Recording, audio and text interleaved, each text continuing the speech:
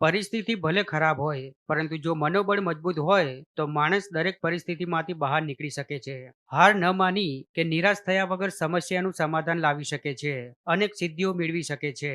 માણસ શારીરિક અને માનસિક એમ બધી જ રીતે સક્ષમ હોય છે, છતાં તે અધ વચ્ચે જ હાર માની લે છે અને પોતાના મુકામ સુધી પહોંચી શકતો નથી. ત્યારે એક દુર્ઘટનામાં બંને હાથ ગુમાવ્યા છતાં આ રબારી પરિવારમાંથી આવતા બીજલ નામના યુવકે તાજેતરમાં લેવાયેલ એસટીઆઈ એટલે કે રાજ્ય વેરા નિરીક્ષકની ફાઇનલ પરીક્ષા પાસ કરી ન માત્ર સમગ્ર રાજ્યમાં દ્વિતીય ક્રમ મેળવ્યો છે, પણ જીવનમાં કોઈ પણ લક્ષ્ય અઘરું નથી. માણસ ધારે તો કંઈ પણ કરી શકે છે.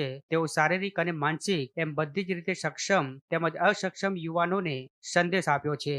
સાયલા તાલુકાના નાના એવા છેવાડાના નોલી ગામના રબારી પરિવારમાંથી આવતો બીજલ છઠ્ઠા ધોરણમાં ભણતો હતો, ત્યારે કરંટ લાગતા તેના બંને હાથ કાપવા પડ્યા હતા, જેની સીધી અસર પરિવાર પર પડી હતી. કારણ કે પરિવારમાં તે અન્ય બે ભાઈ બહેન કરતા સૌથી મોટો હતો.